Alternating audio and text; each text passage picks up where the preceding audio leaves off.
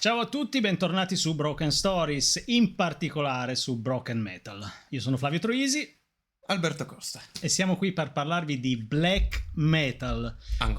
Ancora una volta. Grazie a tutti per i commenti, per averci seguiti fin qui e speriamo che sarete... E lo chiamerei anche il supporto e l'entusiasmo. Il supporto e l'entusiasmo. Apprezzatissimi. Siamo veramente molto contenti del vostro feedback, mettiamola così.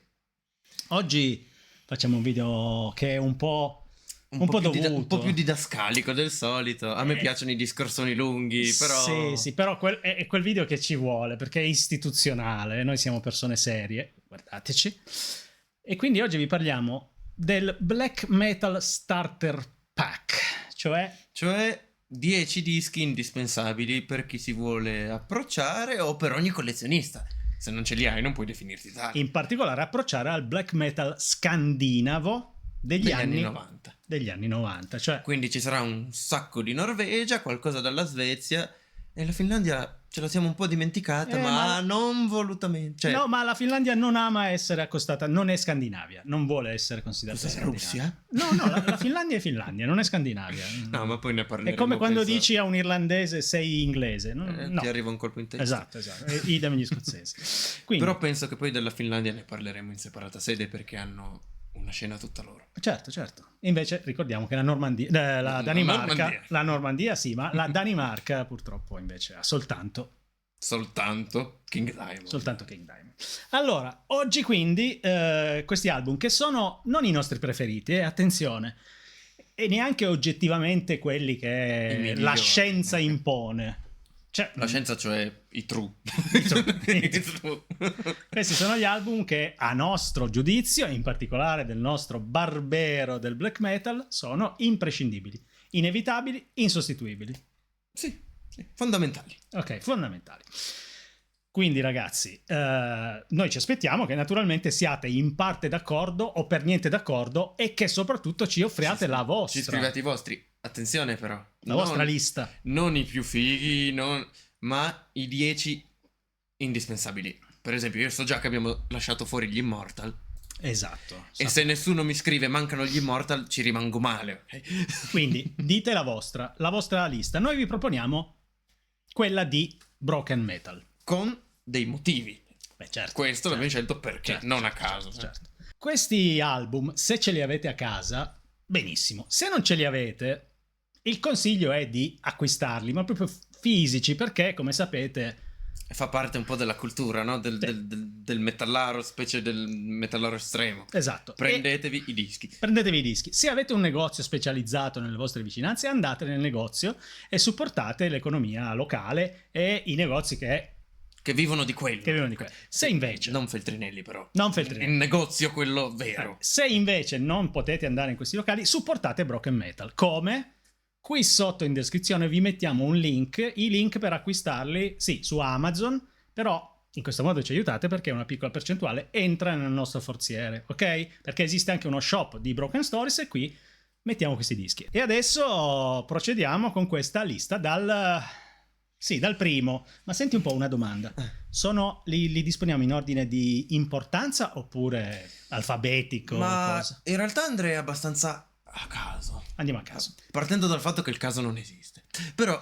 Va bene, perché questi comunque sono tutti e 10 dei capolavori. Sì, non è che uno è più importante dell'altro. Certo, magari c'è quello più influente e quello più di nicchia, ma sì, neanche troppo. Però sempre di capolavori stiamo parlando. Quindi tenetevi pronti, adesso sigla e poi si parte.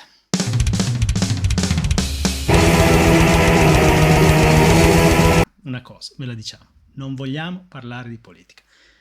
Quindi se venite qui sotto a commentare su temi politici... Ma dipende anche come, se sei minimamente educato, cioè devi avere del ritegno. Ma in generale se arrivate con questa prosopopea di so tutto io e ci parlate di politica, io vi cancello i commenti. Dai lui il capo, io non posso. Vi cancello i commenti, non vi sto neanche a rispondere, chiaro? Qui parliamo di musica. Cominciamo dal primo album, che è, forse lo immaginate, A Blaze in the Northern Sky. Copertina che è tra le più famosissimissime del mondo tutto, ed è black metal in particolare, perché questo è proprio... come fosse l'esempio perfetto di che cos'era il black metal di quegli anni. Stiamo parlando del 91 e parliamo di un titolo che da solo diede poi il nome un po' all'ondata, no? Quella fiammata nel cielo del nord. Questo forse è considerato ufficialmente il primo album black metal to cure. Sì, perché esce... È uno dei primi, delle prime. Sì. Ed esce prima di The Mysteries Dom Satanas. Esce prima del primo dei Mayhem. Dei Mayhem, esce prima di Varg Vikernes, esce prima di quasi tutti. Sì. L'unico predecessore, come dicevamo prima, è in Canada. Sì, dicevamo prima tra di noi, intendiamo. Che è Fallen Angel of Doom dei Blasphemy, uscito nel 90, ma uno, non è scandinavo, quindi oggi non ci interessa. E due, era molto più influenzato dal death metal. E non fa parte di un movimento. L'ha creato lui. Sì. Qui abbiamo una band che aveva già pubblicato un album nel 90, un album death metal, cioè Soulside Journey. In teoria potevano continuare lungo quel filone. Sì. La leggenda narra che, abitandoli vicino, conobbero Euronymous. Mm-hmm. Appunto, si parla di leggenda, e che Euronymous gli dicesse: il vostro disco mi piace un casino, però sapete che io sto creando un movimento, quindi non è che dal prossimo... Esatto, e questa è la leggenda. Suonate black come vi dico io? Questa è la leggenda, che però Fenris e anche Nocturno Culto, che sono ormai gli unici due membri rimasti di questa band. Zephyrus se ne andò dopo Under a Funeral Moon. E anche l'altro membro che registrò Soulside Journey non è naturalmente più parte della band. Ma quindi dicevamo, Nocturno Culto e Fenris hanno ufficialmente rinnegato questa versione. Cioè, loro hanno dichiarato nella loro autobiografia, che è un volume che io qui ho, che fecero un release party di Soulside Journey nel loro studio di registrazione, invitando Euronymous, Dead e Lammer e anche il bassista Maniac. di allora. E quindi cosa successe? Che semplicemente Euronymous disse: bello, basta, non ci fu nessun battesimo, nessun momento sacro, nessuna investitura. No, però magicamente dall'album dopo i Darkthrone suonano come i Darkthrone che piacciono a noi. Esatto. Cioè, piacciono anche prima. Tant'è vero però... che loro avevano preparato già il materiale per un secondo album Death che doveva chiamarsi Gotlord. Che però uscirà dopo. Sì, il titolo fu riciclato. E semplicemente ci ripensarono. Era già tutto pronto. E ci ripensarono e dissero: no, cambiamo sonorità. Adesso suoniamo black, ma anche perché penso che, avendo conosciuto direttamente i Mayhem, sì, si sono lasciati coinvolgere, hanno voluto far parte di questo giro. Ecco, A Blaze in the Northern Sky non è solo seminale, è proprio l'inizio ufficiale del black metal norvegese. Ci sono stati magari dei demo, degli EP dello stesso periodo, ma nessuno ha fatto scalpore, nessuno ha fatto scandalo come A Blaze in the Northern Sky, che quando la Peaceville l'ha sentito si preoccupò anche. La prima reazione fu una roba tipo: che è sta merda? Esatto, cioè la casa discografica non richiese ai musicisti di registrarlo da capo. E chiaramente la risposta di Fenris e Company fu: ve lo scordate? Registrazione che avvenne nello stesso studio in cui i Mayhem avevano registrato Death Crush, mentre il primo album, quello Death, era stato registrato a Stoccolma. C'era stata come una gita di classe in cui i Darkthrone si erano recati in questo studio dove appunto gli Entombed avevano registrato prima Left Hand Path, e erano tutti amici, cioè giravano insieme, andavano a bersi le birre insieme, eccetera. Probabilmente eccetera. è dovuto al fatto che c'era Metallion che faceva da ponte tra Svezia e Norvegia. Fu lui che mandò Dead da Euronymous, era amico degli Entombed, era amico dei Mayhem, e ha unito un po' tutta la scena tra Norvegia e Svezia finché ha potuto. E anche per questo che il black metal scandinavo è un movimento, perché erano tutte persone che si conoscevano, si frequentavano esattamente come nei circoli letterari, l'abbiamo detto tante volte qui su Broken Metal, i circoli letterari romantici di giovani autori che si influenzano. Facendo questo ragionamento mi viene quasi da nominare Metallion padrino del black metal, perché se ci pensi, lui fece da ponte tra Svezia e Norvegia, portò Dead, fece in modo che i Darkthrone registrassero a Stoccolma a casa degli Entombed, e che comunque si creasse davvero un movimento, cioè anche i Marduk stessi andarono poi in Norvegia da Euronymous. Sì, con la sua fanzine Metallion ebbe proprio fu un catalizzatore. La fanzine non solo, perché abitava lì, li conosceva tutti personalmente, Certo, quindi lui fu un catalizzatore culturale, fondamentalmente. un padrino, quello Un che può. padrino, sì. Quindi esce questo Sky che contiene materiale inedito e qualcosa che doveva essere registrato con uno stile diverso in Gotlord, ma che qui viene, come dire, scarnificato da un punto di vista proprio sonoro.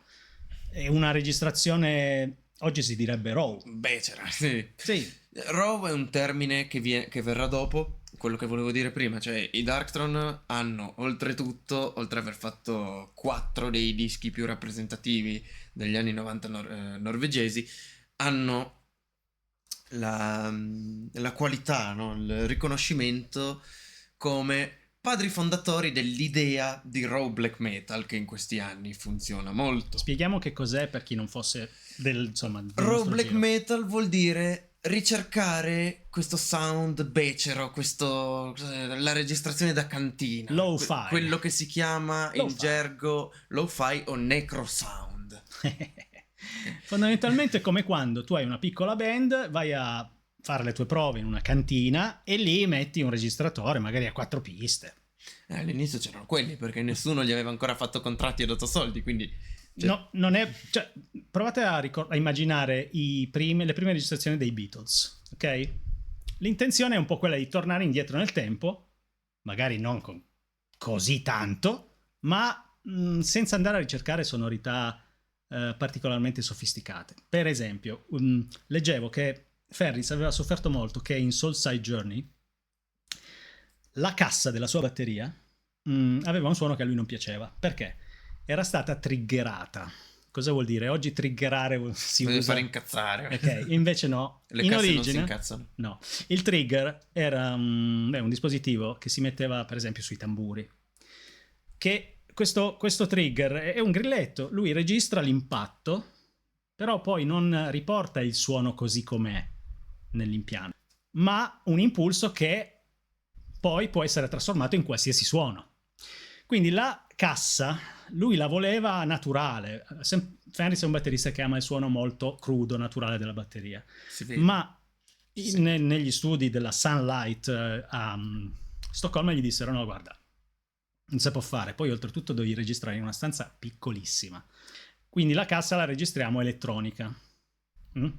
Quindi lui soffrì molto questo aspetto dell'acustica della cassa, mentre quando poi registrarono A Blaze in the Northern Sky nel retro di un centro commerciale, cioè nello stesso studio in cui i Mayhem avevano registrato Death Crush, finalmente ebbe molto spazio, era una sala molto grande e lì poté portare. Era libero di fare schifo, infatti sì. Sì, libero di avere questo suono che è proprio nudo, crudo, è povero ed è chiaramente minimalista. Sì. È minimalista, ma qual è il senso? Proviamo un attimo a pensarci. Perché registrare male? Ma ritorni a quel scardinare i parametri della musica dell'epoca. Sì, e anche però un ritorno indietro nel tempo. E anche in questo caso il black metal rivela poi la sua anima antimodernista. Si vagheggia sempre un passato un po' ideale in cui anche in questo caso la musica era più pura, era meno capitalista. Però è vero. Pura e fredda come la fame in Transilvania. Sì, però è vero che questo è un album, se volete, anche un po' anticapitalista. Certo, ha venduto tantissimo. Sì, ma tantissimo non come Taylor Swift, tantissimo in senso... Sì, ma non con l'intenzione di diventare un best seller, ma con l'intenzione di fare qualcosa di nuovo e di veramente autentico e personale. È lì il punto, è l'autenticità del black metal. Loro hanno voluto togliere anche tutti questi aiuti elettronici per tornare a una roba autentica. Infatti si dice questo è essere true, si parla di true, di vero, perché c'è l'autenticità. Gente che non ha neanche piacere di andare in concerto, cioè, potrebbero riempire le arene, fare un sacco di soldi. Darkthrone riempi tutto di sicuro. E invece Fenris e Notturno Culto se ne fottono, non hanno voglia, loro nascono come band da studio, sì. Hanno fatto 3 concerti, si sono rotti le balle quella volta lì. Sì. Meraviglioso. Poi Ted ci ripenserà, Nocturno ci ripensa per esempio con Satyr, con Nemesis Divina nel 96, lui fa la chitarra solista. Sì. Nocturno Culto, e infatti anche nella riproposizione dell'album per intero nel 2016, giro per i festival europei, c'era Nocturno Culto su. Questo disco è esposto nella Biblioteca Nazionale di Oslo, accanto a opere Munch. autografo, a Munch, opere autografe di grandi scrittori norvegesi, perché è un oggetto della cultura norvegese ormai Come cardine. avevamo detto nel primo video, probabilmente il black metal vende più del salmone affumicato in Norvegia, quindi... Esatto, quindi non il black metal. Ragazzi, prima di continuare, un brindisi a una band storica di culto italiana, gli Art Inferno, che ci hanno offerto questa birra con una donazione su Ko-fi. Grazie ragazzi. Sarebbe per il caffè, ma loro sono true. Esatto. Quindi allora, l'occasione è da festeggiare, perché gli Art Inferno hanno pubblicato un nuovo singolo dopo 26 anni. Ma stiamo parlando di una band importante. Una band di culto per la scena italiana, un album, Abyssus Abyssum Invocat, con una sfumatura gotica e parecchio imperialismo, se si può dire. Imperialismo nel senso degli Emperor. E io voglio sottolineare che stiamo parlando di musicisti coi controcazzi, lo dico proprio in francese, perché suonano oggi divinamente, e già nel 99 erano incredibili, perché Già nel 99 avevano fatto un qualcosa di sì, andatevelo complesso dal punto di vista musicale e anche ben arrangiato per i mezzi che ci potevano essere nel 99. Sì. Nel nuovo singolo, vi mettiamo il link qua sotto, andatelo ad ascoltare, che è Fateful of Caressing Horrors, è una cosa pazzesca. ci sono 5 canzoni in una. Sì, Cambiano ritmo, cambia la voce, c'è dentro di tutto, e soprattutto dei musicisti, ribadisco, veramente padroni dello strumento, della composizione, che ti portano in una dimensione orrorifica, originalissima, dove c'è molto gotico, ma c'è anche molto progressive, perché ragazzi, qua dentro per suonare in questo modo bisogna anche aver ascoltato tanto progressive, secondo me. E poi soprattutto per un disco di ritorno dopo 26 anni essere così freschi, così potenti. Quindi noi ai ragazzi di Messina vogliamo dire una cosa: bellissimo, siamo contentissimi che abbiate realizzato questo singolo, ma muovetevi A far a uscire partorire il nuovo disco. L'album intero. Qui sotto il link, andatelo ad ascoltare. Voi di Broken Metal che ci seguite dovete assolutamente sostenere questa band. Qui sotto il link. Continuiamo con il secondo album. Per par condicio svedese. E che ve lo diciamo a fare, ragazzi? Allora, Dissection, Storm of the Light's Bane. il loro secondo album. Anno? Copertina di un certo Christian Valin, detto Necrolord, si vede dal blu, il signore delle copertine blu. Sì. Anno 1995, mio coscritto. Forse il diamante che più luccica in quel di Svezia. Questo è un album di black metal melodico, dove la melodia non è una parte secondaria, cioè le parti di chitarra di questo disco sono degne dei migliori Iron Maiden, sono sì, quando dico melodico non intendo dire albano, però qui dentro, sì, non napoletano. Qui dentro ci sono alcuni dei riff e degli assoli forse più belli di tutto il genere. Where the Dangers Lie, per esempio. Sai cosa è interessante? Accostare i Darkthrone di cui abbiamo appena parlato ai Dissection, perché sì. il genere è lo stesso, ok, però l'impostazione è completamente diversa. Beh, fai anche conto che dal 91 di Ablaze al 95 di Dissection sono passati 4 anni, e 4 anni per quella scena di black metal lì sono un'eternità. Sì, e poi il nostro Jon Notveit era svedese e gli svedesi sono melodici. Aveva la fortuna, diciamo, di essere cresciuto in Svezia, dove il death melodico della scena di Göteborg, o comunque della scena nazionale, continuava a sfornare capolavori, dai primi In Flames ai Dark Tranquillity ai Gates of Ishtar, uno più bello dell'altro, e il gusto per la melodia, quando vivi la scena estrema in quel modo, ti viene, tanto che, affascinato probabilmente da Euronymous, le sue storie, il negozio e quel casino che hanno combinato, anch'io voglio far parte di questo giro. Anche lui. Sì, io anche, ma purtroppo negli anni 90 non c'ero. Ah, questo bisogna dirlo, perché questo signorino qui, che ha 30 anni, si permette... 29 oltretutto, si permette oggi di fare l'esperto del black metal degli anni 90, anni in cui lui era un pupattolo. Prima non era nato, poi dal 95 in poi era un pupattolo. Qualcuno ha commentato, ma se lui non c'era, com'è possibile che ne parli? La risposta io la farei dare a Alessandro, si chiama così, Barbero. Che anche lui, io Barbero, tu nel Medioevo non c'eri, ma come cazzo ti permetti di parlare del Medioevo? Vergogna, Barbero. Non era un'offesa, cioè quelli che mi hanno scritto ma tu non c'è, ve l'ho anche spiegato. Ho fortuna Vabbè. di non esserci stato, ma aver rimediato a modo mio. Torniamo ai Dissection. Allora, questa è una band naturalmente mitologica e per questioni musicali e per questioni extramusicali. Questo è il secondo album, abbiamo detto. Prima di vedere il terzo ci sarebbe voluto un bel po' di tempo prima di ascoltarlo, perché John era uno tutto particolare, diciamo che aveva il suo modo di vivere, di vedere la vita in modo mistico e umano. Sì. E Jon commise delle belle dargli cazzate. una pistola in mano fu una cazzata, sia per lui che per gli altri. Quindi 7 anni mi pare di detenzione. È uscito nel 2005, c'è entrato dopo aver fatto questo disco qui, quindi sì. Quasi 10.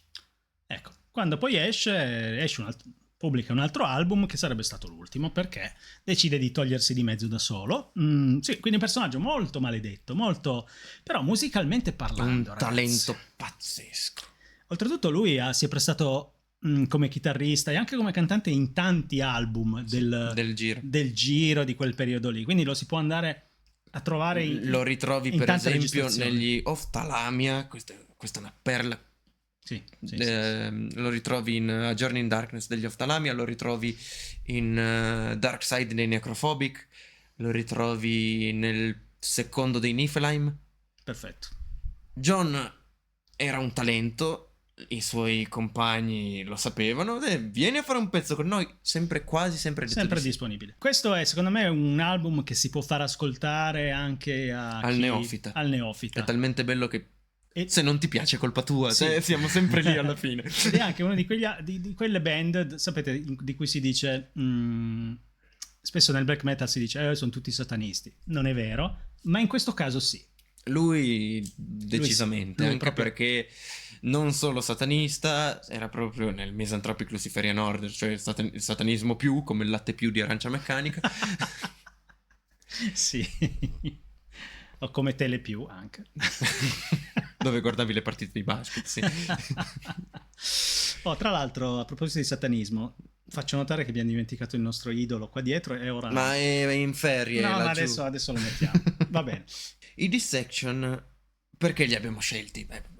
Storm of the Lightsbane e The Summerlane sono bellissimi, ma soprattutto hanno creato un filone di melodic black metal sia in Svezia che in Norvegia, che in tutta Europa poi successivamente, che dura ancora oggi. Vi consiglierei di acquistarlo, però è difficile. Purtroppo è difficile da trovare perché la Nuclear Blast adesso si è dedicata un po' a gruppi di merda. Succede. Ok, ora passiamo al terzo album con The Shadowthrone dei Satyricon. 1994. Euronymous purtroppo ci ha già salutati, quindi Satyr può suonare black metal, prima gli era proibito. Ma cosa vuoi dire? Sì, Euronymous non aveva accettato Satyr in quanto di nobile origine, famiglia von Graven, famiglia nobile in Norvegia. Lui si chiama Sigurd von Graven, sì. E Euronymous non l'ha voluto perché per lui era uno skater, quindi di partenza un poser, in più era ricco e quindi vaffanculo. Skater come i Deathster, si dice così, Deathster. E era visto malissimo da Euronymous. Infatti ha aspettato il 94. Nel 94 ha fatto uscire sia Dark Medieval Times, che pare fosse il materiale che gli aveva presentato la prima volta a Euronymous, che The Shadowthrone, che secondo me 10 mesi dopo esce The Shadowthrone, sì, è l'opera magna dei Satyricon. Per una serie si contende il titolo con Nemesis Divina, ma Nemesis Divina non ve lo... è bellissimo, non ve l'ho portato perché secondo me è già un gradino più avanti nell'evoluzione del genere. The Shadowthrone lo incarna a pieno. Questa è la ristampa con questa copertina bellissima, nuova, perché quella vecchia effettivamente è lo stesso Satyr, oggi come oggi la critica. È una copertina dove si vede una specie di figura nell'ombra, ma lui stesso dice nell'intervista presente non si capisce un cazzo. Quindi ed effettivamente questo, che è un quadro, credo, di un autore norvegese, è molto molto bello. Mentre il logo è ancora quello originale, e anche la scritta che fu realizzata a mano, ed è ancora quello originale, il titolo. La genialità di tanti di questi musicisti, ma di Satyr in questo caso, è che quando registrò The Shadowthrone, se non sbaglio aveva 18 anni, quindi quando registrò il suo album d'esordio era un ragazzino. Sì. Cioè, guardate che queste sono composizioni che più le ascolti e più ti ritrovi a entrare dentro tutto un mondo personalissimo, in questo caso un po' meno medievaleggiante del primo album. No, forse addirittura di più, perché incominciano ad esserci gli inserti Dungeon Synth qua. Va bene, ho capito, però cioè, il primo più medievaleggiante di quello, Dominion Satyricon, che sembra una marcia militare, cazzo. Più Viking, forse. Vabbè, c'è Vikingland, sì, anche. E comunque lui ci mette molto folk dentro, giusto? Ed è poi da qui che arriva l'opera più strana della carriera di Satyr von Graven, che è proprio Von Graven Fjelltronen, il primo disco Dungeon Synth. Infatti, l'ultima canzone di questo album è tutta tastiera. È tutta tastiera, è tutto sintetizzatore. Dicevo, il primo disco Dungeon Synth, al di fuori di Mortis, che si era già consacrato da quando è uscito dagli Emperor a quel genere.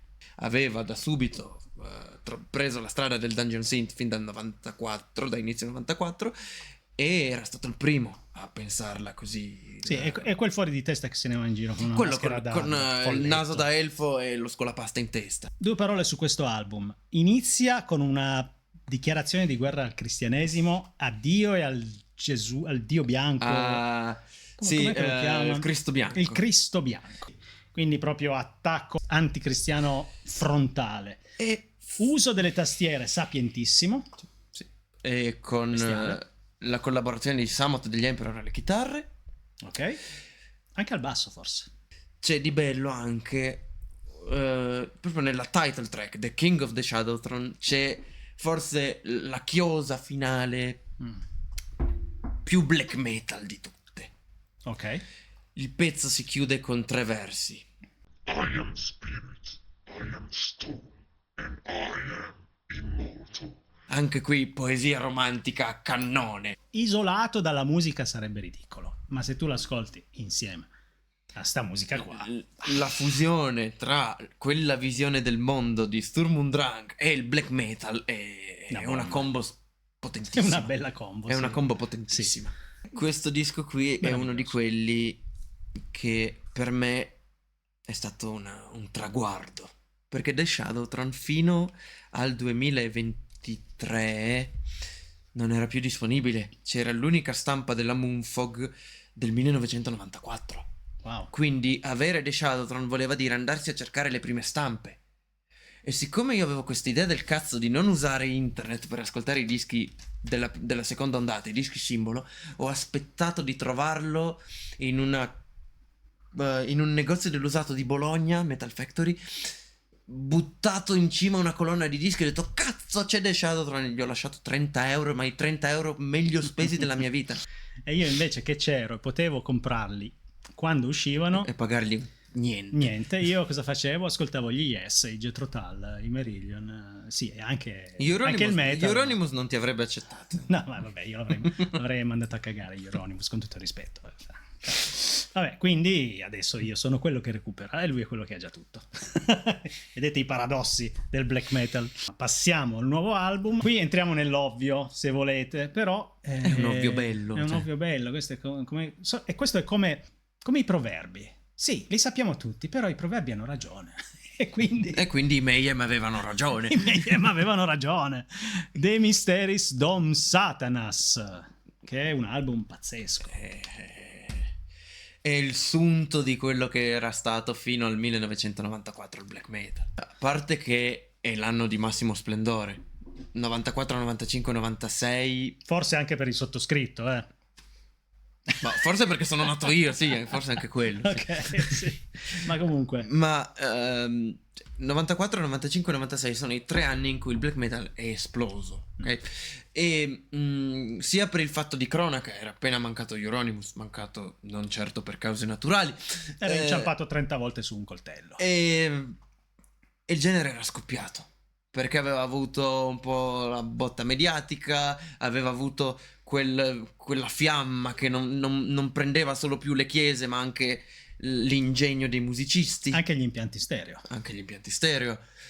E questo è il sunto di tutto. Qui dentro c'è la storia di cronaca, qui dentro c'è Dead che se ne va, qui dentro c'è Attila Xiar che dall'Ungheria viene in Norvegia.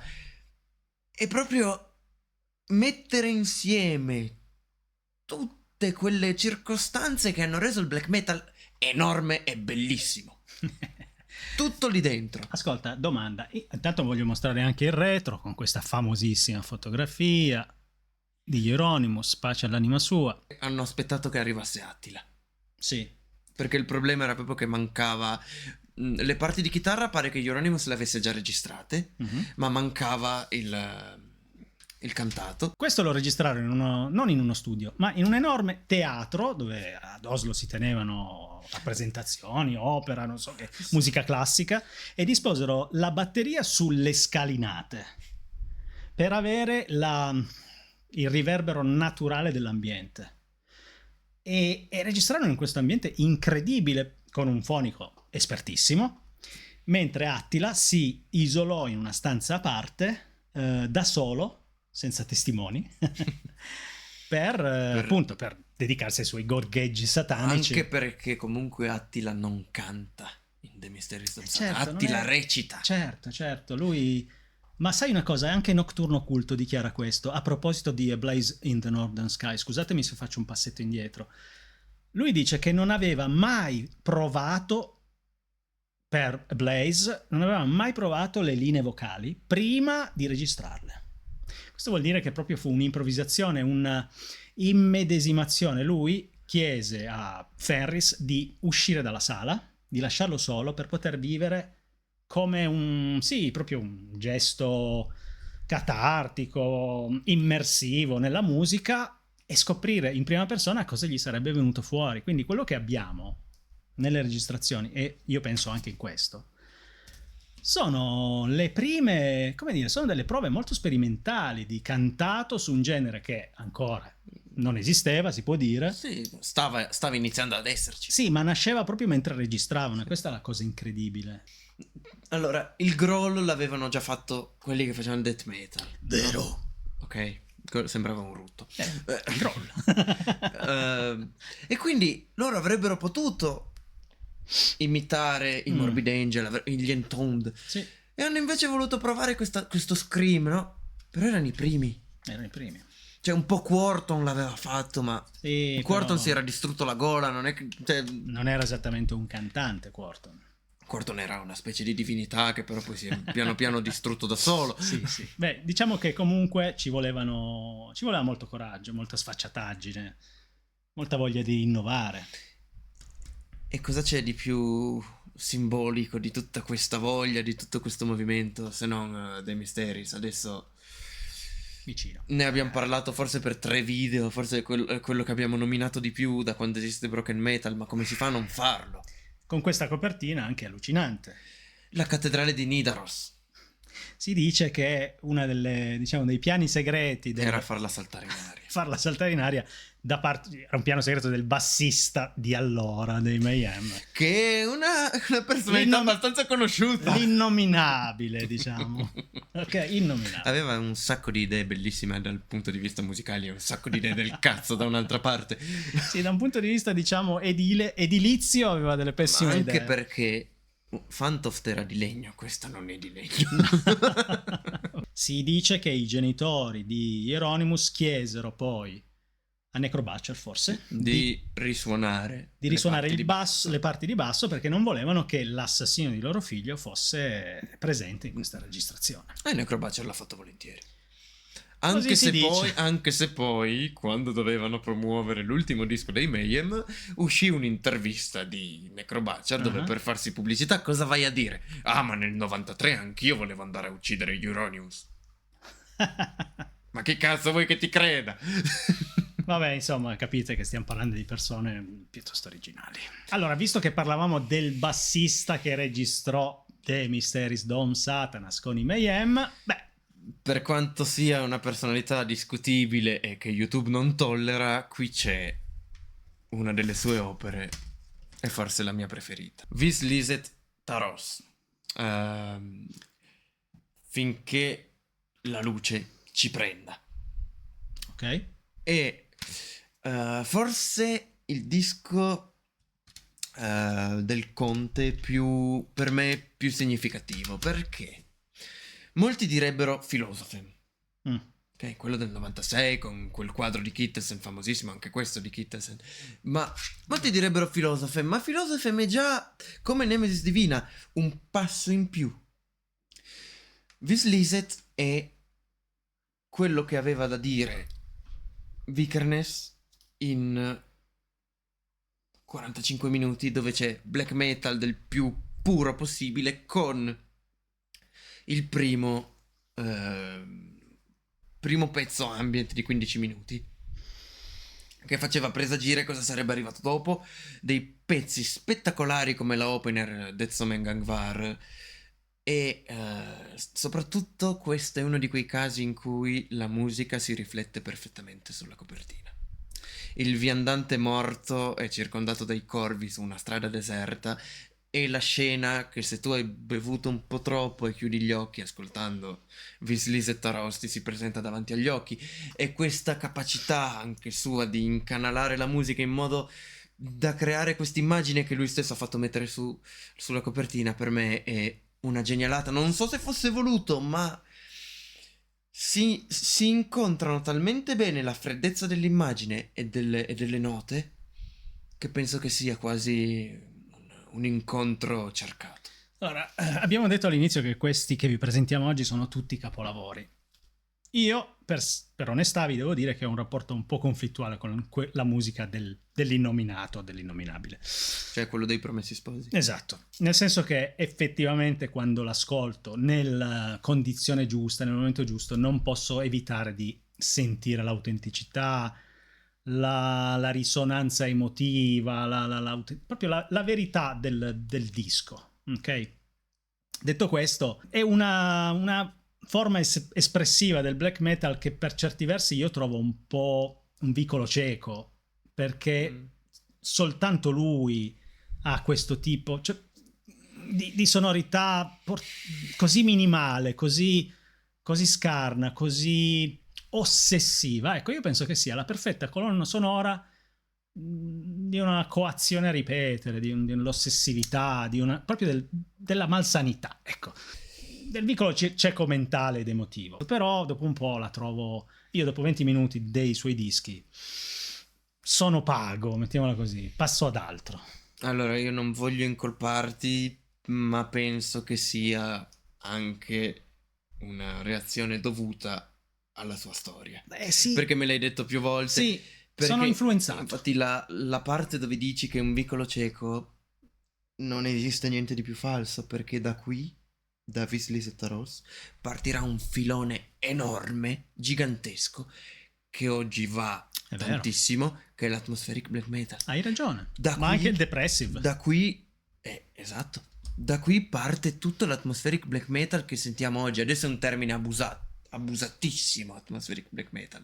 Cioè, se tu hai un riff che si ripete per più di 1 minuto e mezzo, diventi atmospheric. No, cazzo, questo è atmosferico perché appunto crea questo grigiore dell'anima di Kittelsen, e un sacco poi di band si rifaranno a queste atmosfere per ricreare immagini, per ricreare freddezza. Vedi, il fatto stesso che siamo qui a discuterne da posizioni diverse, secondo me è l'indice del valore di questo disco.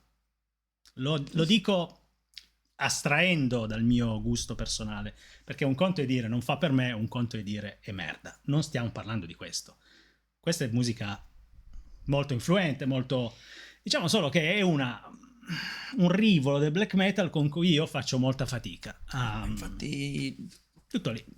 niente da dire riguardo a questo, però io l'ho portato qui più di Philosophem, più del primo e più di Deathman Gangvar, proprio perché da qui parte un filone Sì. pazzesco. Cioè, pazzesco sia come qualità di alcune offerte, diciamo, che come vastità. L'atmospheric black metal, soprattutto dal 2014 ad oggi, è enorme. La Northern Silence Production vive di atmospheric black metal e ti porta delle opere ancora oggi pazzesche, e parte tutto da qui. Comunque, diciamo una cosa, se i Dissection possono essere un entry level per qualcuno che non ha mai ascoltato black metal, questo già un po' meno, perché comunque, secondo me, quando lui inizia a gnaulare, a cantare così, beh, insomma, prima di capire perché sì. e per come, ci vuole un po' Diciamo di che preparazione. dipende anche come ti approcci al black metal, perché se tu ti ne approcci dal lato musicale, allora sì, prima i Dissection, magari prima addirittura gli Emperor. Sì. Se tu te ne approcci dal lato invece Inner Circle, casino, omicidi, Se tu ti approcci dal lato malessere, marciume, oscurità, male, allora lui è il primo. Se lui- invece lo vedi da musicale, appunto, vi invito a scrivere qui sotto perché ho una domanda per voi. Ma secondo voi, se non rispondere tu, lasciamo che rispondano loro. Ok. Se la vicenda di cronaca non fosse stata così sensazionale, se lui non fosse diventato famoso e famigerato per quello che è successo, pensate che i suoi dischi venderebbero ancora? Io questo vi voglio chiedere. Sarebbe così famoso? A voi la risposta. è difficile stare zitti. Lo so, però... Torniamo in Svezia? Sì, perché sennò gli svedesi si offendono. E quando si offendono gli svedesi ti invadono. No, più che altro con non delle asce bipenni. non vorrei avere appunto una Drakkar parcheggiata nel lago di Ceresole. Arrivano giù che io abito lì Ad sotto. Avigliana. Ok, quindi con chi continuiamo? Con quella che era l'altra. Aspetta, non dirlo. Qui non c'è neanche il titolo. Non si legge quasi. Dai, che cos'è? Lo conoscete questo? C'è il qui? riflesso nostro. C'è il riflesso nostro. Quindi questo è? Opus Nocturne dei Marduk. I Marduk. Che già solo la parola fa paura. Marduk, tra l'altro, divinità sumera, potentissima, coprotagonista dell'Enuma Elish, del mito della creazione babilonese. Ecco, allora, questa copertina iper satanica, in ambientazione infernale. Disegno bellissimo. Disegno bellissimo, questo anche un po' fatto da mio cugino. E il giga stambecco marcio che sale in montagna lì è bellissimo. Però bello, devo dire bello. Perché è di grande atmosfera, per un gruppo che è un po' il contraltare dei Dissection. Perché se i Dissection sono melodici e un po' quasi epici in certi punti, questi sono veloci, diretti e stronzi. Sì, cattivi. Il loro obiettivo nella vita è essere cattivi, veloci, sì, diretti e stronzi. E satanisti. Sì, diciamo che poi c'è una parte di leggenda dell'Elvete che torna anche qui. Quando Dead sparò quel colpo di fucile, sì, a una persona che gli era particolarmente vicina, se stesso, si dice che Euronymous abbia fotografato il corpo. La leggenda ancora più sporca è quella che coinvolge Morgan Håkansson dei Marduk. Morgan Håkansson. Ok. Morgan Håkansson, chitarrista dei Marduk, si dice fosse uno dei pochi ad avere in casa sua un pezzo del cranio di Dead e che lo tenesse in un collane. Sì. Poi non si sa se questa cosa sia vera. Non si è mai capito. Non si è mai capito. Ancora oggi girano voci che questo pezzo di osso sia girato per tutte le band del giro. Una cosa svedese. che nessuno mai si è chiesto, secondo me, Ma abbastanza. perché sono quelle... scusa. Questa cosa. Ma quando fanno l'autopsia di una persona, a me risulta che compongano tutte le parti. Dici se gliene manca un Se pezzo. gliene mancano dei pezzi, secondo me qualcuno dice andate un attimo a vedere se li trovate, e se non li trovano non è una cosa bella dal punto di vista delle indagini, cioè secondo me sarebbero andati a stanare quei pezzi in più, però la leggenda è la leggenda. Ma allora torniamo quindi a quest'album Opus Nocturne, che è un album godibilissimo, registrato, devo dire, con delle sonorità un po' meno fredde, secondo me, di altri album, diciamo, storici del black metal scandinavo. Allora, io ho scelto lui Mm. perché secondo me è quello che riassume, anzi, che rappresenta l'apice dei Marduk degli anni 90. Perché già Dose of the Unlight, quello con i Nazgûl in copertina, l'album prima del 93, è meraviglioso, e soprattutto ha Echoes from the Past, l'ultima traccia di 7 minuti, una strumentale pazzesca, bellissima, che in un album black metal 7 minuti di strumentale era una novità, ed è una carica epica. È una meraviglia. Infatti ieri ero in dubbio se scegliere Opus Nocturne o fare un monumento a questo Dose of the Unlight, che comunque lo meriterebbe. Ok. Ho scelto Opus Nocturne perché appunto mi sembra il più completo, mi sembra l'apice da cui poi i Marduk faranno partire la loro seconda parte di carriera, quella che poi andrà a Even Shall Burn When We Are Gathered del 96 e Nightwing del 98 e Panzer Division Marduk del 99. Questo è il primo album che registrano con una casa discografica piuttosto importante, È una delle mamme di tutto il black metal, che è la Osmose Osmose. Production. Quindi non tanto underground questo album qui. È una delle prime che diventano poi grosse, ma non è nata come Grossa. Cioè, Sì. Osmose Production, dopo che produci gli Immortal, produci gli Enslaved, produci i Marduk, produci un sacco di cose fichissime nel giro del black metal, cazzo, diventi punto di riferimento, ma giustamente. Certo. Una cosa che posso dire di quest'album è che, nonostante si presenti, insomma, sì, è un album estremamente violento, oltranzista, eccetera, però io ci ho sentito dei bellissimi scorci melodici che ti arrivano improvvisi, così ti avvolgono e ti portano in una parte un po' meno gelida dell'inferno. E poi il fatto che, come tanti prima di me naturalmente, più esperti hanno notato, è un album in cui il basso è registrato particolarmente bene, è presente, si sente, e ha anche delle parti notevoli. Influenza dei Marduk.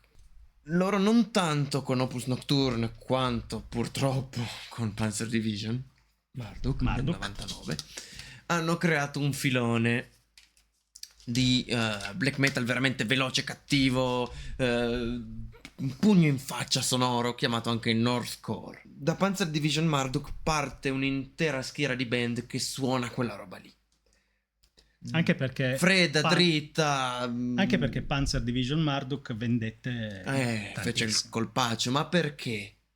Come dicevamo prima, essendo il 99, gli ascoltatori di black metal erano già, tra molte virgolette, tanti.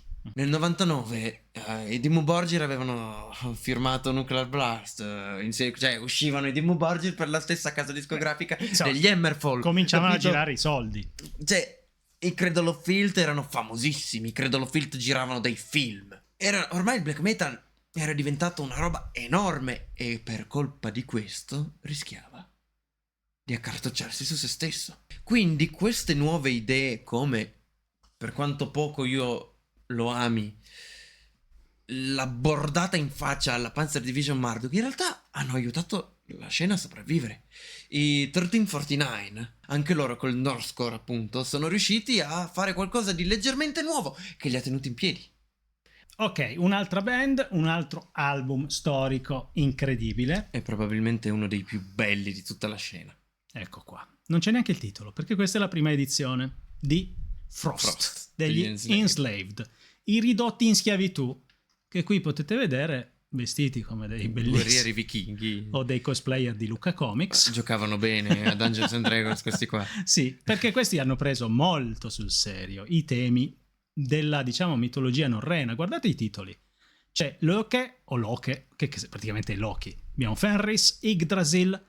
C'è anche un, se non sbaglio, Wotan, che è Odino. Allora, questo è un album di black metal, però con tematiche viking, e da lì in poi. Ma sì, Viking black metal al massimo, cioè Quartonismo. quartonismo imperante.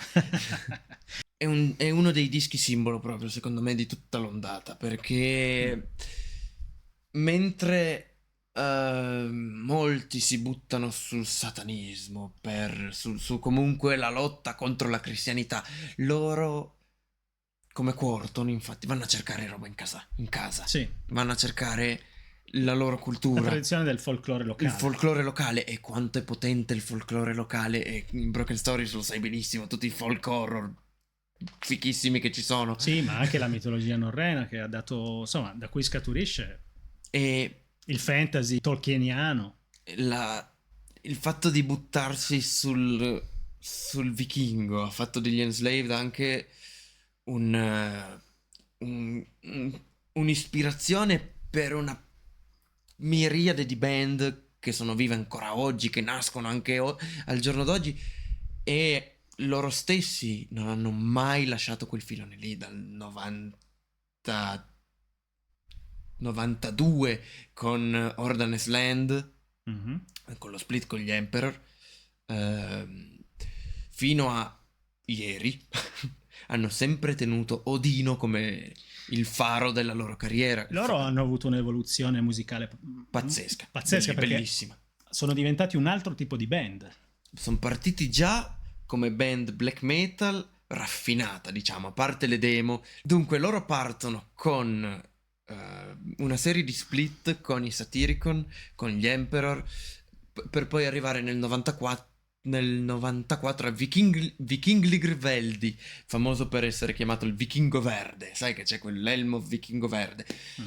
Lì hai il forse primo esempio di progressive black metal, perché Vikingligveldi è formato da 4 tracce, tutte sopra i 10 minuti, una figa dell'altra, di cui una Norvegr totalmente strumentale. Fantastico. Frost, Mhm. più contenuto, più black metal, comunque con delle composizioni pazzesche. Quorton al posto della Madonna. Sì, c'è una grandissima epicità. Si respira proprio voglia di conquistare le coste. Sì, andiamo dell'Inghilterra. all'Indisfarne e facciamo saltare un po' di Sì, chiese. assolutamente. All'Indisfarne ci andranno davvero con la prima traccia degli Eld, il disco che verrà dopo, Slagting l'Indisfarne 793, proprio un pezzo di 19 minuti dedicato all'assalto dei vichinghi sulle coste inglesi. Se avete visto Viking sapete di cosa stiamo parlando. Purtroppo dovevate conoscerlo prima. Vabbè, ho capito, Di però Viking è vaffanculo bello. Vikings. È una bella serie, a me piace. Sì, a me piace. Sono un babbeo da questo punto di vista. Continuano a suonare, devo dire, degli album dove si respira proprio questo suono vichingo, odinista. Probabilmente sono anche... Forse ci credono davvero. Ci credono. Perché sai che il culto degli antichi dei norreni ha tutto un suo moderno seguito. Sì, c'è i neopagani. Sì, sì. In Islanda hanno chiuso le chiese e aperto i templi. Cioè. Sì, sono persone che non danno fuoco alle chiese cristiane. Necessariamente. Oddio, aspetta, nel 94 l'hanno fatto. Sì, ma adesso non più, non necessariamente. Sono persone che soprattutto hanno un bel culto della natura, delle divinità del passato. Insomma, un culto abbastanza affascinante. Poi Ivar Bjornsson si metterà in combutta con Einar Selvik dei Vardruna per fare forse il più bel tributo alla cultura vichinga con Skugja. Col cazzo che mi metto a scrivere i titoli di questi album, sappilo. Te li mando io. Skugja, che è folk vichingo, cioè proprio una ricerca delle sonorità che potevano essere quelle di 1000 anni fa, ed è una figata. Però la più bella, adesso questo è un piccolo off topic ma secondo me è meravigliosa, è lo studio che ha provato a suonare uno spartito trovato dipinto sul culo di una figura di un quadro di Hieronymus Bosch. Ah sì. La musica dell'inferno in pratica. Forse era il trittico dell'inferno. Mi pare quello. Ok, quindi Frost, Enslaved, molto Viking, da avere, da ascoltare. Anche lui iscrivibile al se non ti piace cazzi tuoi. Se non ti piace è colpa tua. Continuiamo con una band che proprio... Andiamo diciamo, veloci come loro però, perché se veloci lo meritano. Non perché facciano cagare, ma perché loro hanno sempre fatto così, allora vanno trattati così. Ok. Golgroth, Pentagram, primo disco. Che gli vuoi dire? cattivo. Veloci cattivi vaffanculo. Veramente questa volta con Hut alla voce, che farà solo i primi 2 dischi prima di andarsene. Ma sentite che voce che aveva Sì. questo qua. Diciamo che se matto in culo totale. Se dovete scartavetrare una ringhiera prima di passare la vernice nuova, mettete questo disco, fate cantare Hut, si chiama così, Sì. e vedrete che Anche sai quando tu arrivi la mattina al lavoro e dici porca puttana, oggi vorrei fare esplodere l'ufficio. Ascoltatevi il primo Gorgoroth, più o meno da quell'idea. sì, cioè, veramente oltranzismo senza limitismo. I Allora, Gorgoroth- cattiveria, velocità, l'abbiamo visti anche Noi poco fa. eravamo in prima fila. Adesso c'è Oest di in un Toke, concerto, sì. che canta con loro, non è più Hut, però anche lui Oest, Posso dire una cosa? Non ci ho capito un cazzo. Ero in prima fila, troppo vicino agli amplificatori, alle casse. È stato tutto un assalto frontale. Lui riconosceva le canzoni e mi diceva, sai, questa viene dall'album Questo è il primo, Tale. questo è dell'ultimo, Sì. questo è- E io invece ero lì che dicevo, porca. però com'era? Questo è del primo, questo è l'ultimo. E io ero più o meno così. Gorgoroth, pentagram, anche il titolo, ragazzi, il pentagramma, cioè proprio il simbolo. Non quello magico. non dello spartito, No, non quello da 5 punte, insomma, tutta roba diabolica, magia nera, culto. Sono i Gorgoroth, cioè, come dire... Adesso sono un'istituzione proprio per il loro essere brutti, stronzi e cattivi. Così, ma non c'è molto da dire. Io non vorrei neanche conoscerli personalmente. No, no, Oest è simpatico, non gira neanche più con la svastica tatuata qui. Sì, ma io ho paura. E quindi passiamo ad altro. Un album completamente diverso, una cosa... Boh, sui generis. Il confronto era fatto apposta. Veloce, stronzo e cattivo prima. Poetico, lirico. Poetico, etereo, meraviglioso subito dopo. Ulver, Bergtat. Uno dei giustamente più famosi e più amati dischi della seconda ondata. Garm. Figura di creativo a tutto campo, direi. Lui si vede anche per quello che sono gli Ulver adesso, cioè anche loro sono passati da suonare black metal a fare folk, a fare i True Evil con Nathan's Madrigal, Musica elettronica. a fare i Depeche Mode. Cioè, gli ultimi dischi assomigliano più ai Depeche Mode che a tutt'altro, poi erano già... Cioè, quello è Lord Byron, porca troia. Effettivamente sì. Questo è un album che comincia in una maniera che non ti aspetti, con una voce pulitissima, dei cori. Ni. Beh, il cantato Allora, è così. Trollskog sì, Ah. ma Trollskog Fahrenheit è semplicemente la opener più bella di sempre. È uno molto relativista, come potete vedere. No, però, Allora, il ecco. riff è stupendo, è aggressivo, è diretto, però poi è entra anche, questo cantato però è che- anche favola, è anche Sì, perché questo è un concept album, su Cappuccetto Rosso norvegese. che è una ragazza che si perde nei boschi e man mano che si addentra nella foresta Chiede aiuto agli dei, chiede aiuto, piange, si perde. ma più si addentra e più le creature della foresta e le divinità sembrano e opprimenti e la assediano. purtroppo alla fine lei Non fare spoiler. non riesce a uscire. Dai, non fare spoiler. Chi l'ascolta sicuramente vuole sentire come va a finire, giusto? Ma tu ci capisci qualcosa? Il No, norvegese perché non è cantato neanche da... Esatto. Diciamo che è un album molto cupo in cui questa ragazza non fa una bella fine. Bergtat è Mm. il black metal più in chiave. Adesso va tanto sta cosa del romantic black metal con i Pichu che si fanno le foto in mezzo ai fiori con la spada sguainata o Che con... è un po' l'argomento del giorno Sì. nel mondo del black metal. E volevo dirvi che se pensate che quello sia romantic black metal non avete capito un cazzo. È Bergtat l'unico black Io metal romantico. qua magari metto la foto del genio. Che Ma ha fatto- porca... Io lo adoro. È un genio, ha perculato tutti. No. Sì. No. Sì, vi ha perculati tutti voi true oltranzisti del cazzo e venderà uno sfracello di album. E lui è Lucio Corsi. È Lucio Corsi. Con l'armatura. Mitico Lucio Corsi, yeah! 3 volte te l'abbiamo nominato già. Un giorno lo dobbiamo invitare. Ma secondo me ci viene pure. Allora, a Ulver... parte le stronzate, Sì, questo album qui è giustamente uno dei più amati di tutti. A ragion veduta. Cioè, io persino una ragazza che non c'entrava nulla col genere Mm. l'ho introdotta Non vogliamo dettagli con piccanti.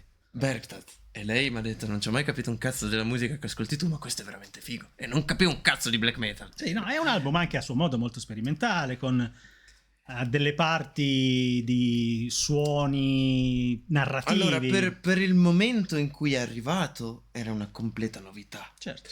Ma poi di nuovo da qui sono partiti anche dei sottogeneri interi. Il black gaze. Non so se hai presente gli Alcest, che si dirà Alcest, ma vabbè. Oppure tutte quelle band che mischiano atmosfere sognanti ad attimi di black metal abbastanza veloce. Oppure voci pulite su... Sì, è uno di quegli altri album che hanno influenzato È qui per tutti gli quello. altri. È qui per quello. Certo. Questa secondo me è una delle copertine più belle ed evocative e appartiene a quel filone che io adoro, delle copertine che semplicemente rappresentano la natura. Sì. E Adoro. leggenda narra che sia un disegno dell'allora fidanzata di Fenriz, che ha disegnato, pensa un po'. che ha disegnato per gli Ulver. Questo è l'album, secondo me, da far ascoltare a uno che non ha mai...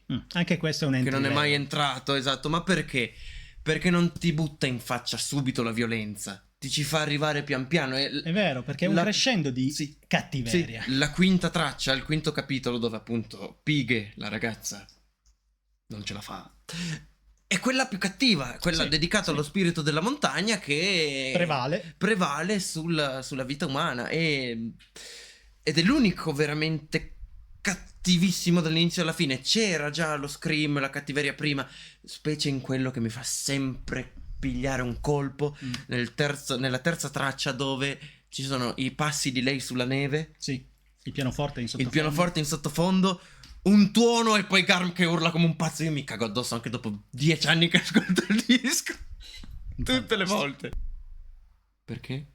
Perché qui adesso io ti lascio la parola, però non devi prenderti tutto il vocabolario, è chiaro? Mezz'ora me ce l'ho. No, vabbè, allora In the Nightside Eclipse degli Emperor, il loro primo album, tenuto per ultimo per mia volontà, nel senso che beati gli ultimi, ma non è questo il caso. No, se io ascolto black metal è colpa loro, ok?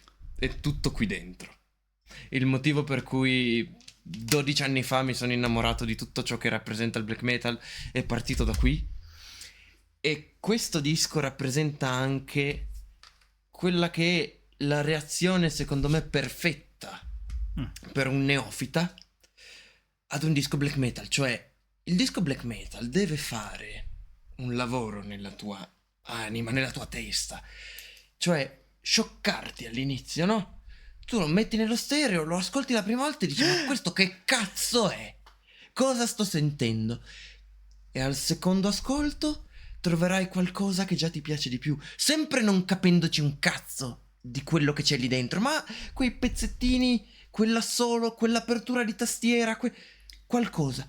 Al terzo ascolto sarà sempre meglio, al quarto comincerai a capire, a distinguere le canzoni, al quinto ti troverai le tue preferite, e poi dopo ti trasformi in Alberto. Se sei messo come me, diventerà il tuo disco della vita. Ma questo vale per me con In the Nightside Eclipse, ma dovrebbe essere il pattern per capire bene un disco black metal. In the Nightside Eclipse è molto bello, anche perché per capirlo lo devi ascoltare più volte. Se tu mi dici che l'hai ascoltato, questo vale per tutto il black metal. Sì, ma per esempio ci sono dischi molto più immediati, perché il muro di suono, la cattiveria, la stratificazione della registrazione con i vari strumenti ti colpisce in modo diverso. In the Nightside Eclipse, se non lo conosci, è molto cacofonico, non capisci una sega di niente. Allora, intanto si ha un'impressione di sinfonico nell'ascoltarlo. Sì, perché c'è un potente uso di tastiera dalla prima all'ultima traccia.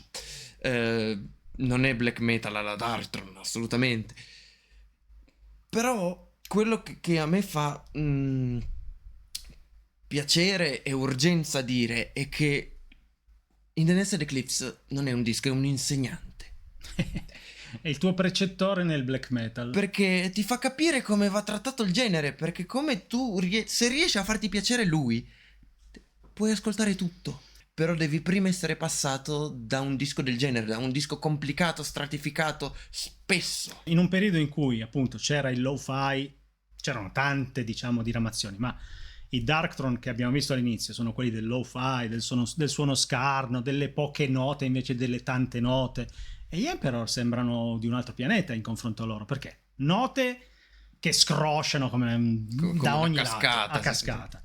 Tastiere, sonorità pompose in alcuni momenti, molto enfatica, l'evocazione di atmosfere di un altro mondo, anche se vuoi molto fantasy. Sì, ma no? infatti la copertina, qui c'è la torre di Isengard. Gli Emperor secondo me sono una band molto impegnativa, molto gratificante, che però ti richiede un ascolto Attenzione.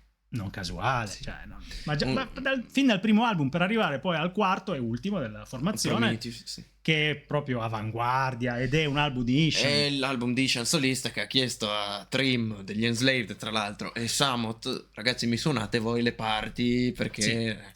Per me Ishan è uno dei più grandi geni musicali del metal e del rock in generale. Guarda, ci ho parlato 1 anno e mezzo fa piangendo come un bambino per l'intervista su Rock Hard. Al telefono mentre lui, cioè, non ti ha visto piangere. No, ma probabilmente l'ha capito. L'ha capito.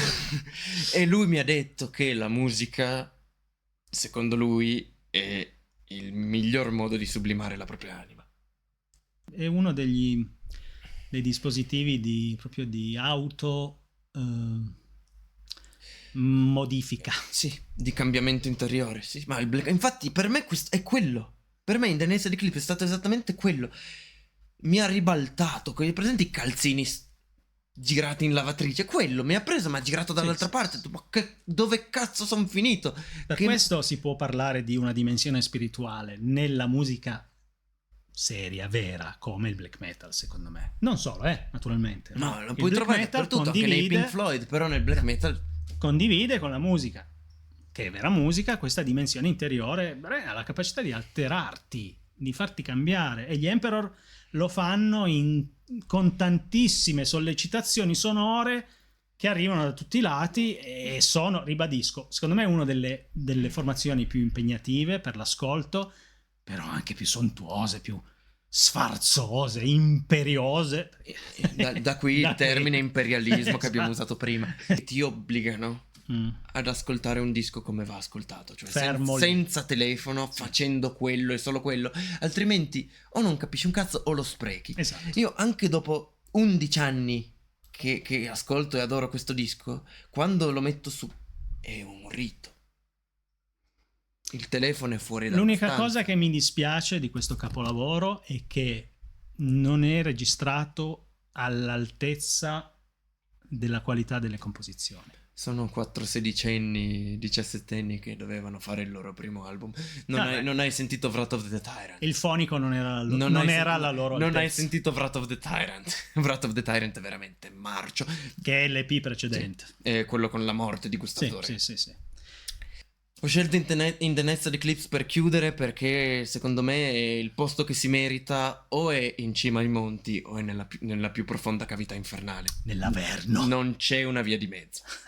Questi sono stati i 10 album starter pack, altrimenti detti gli insostituibili, i fondamentali che tutti dobbiamo avere. O almeno aver O ascoltato. almeno aver ascoltato, ma bene, perché non sono album che puoi ascoltare una volta e poi dire fatto. No, per quello ho detto starter pack, parti da qui, impara ad ascoltare black metal e poi vai dove cazzo vuoi.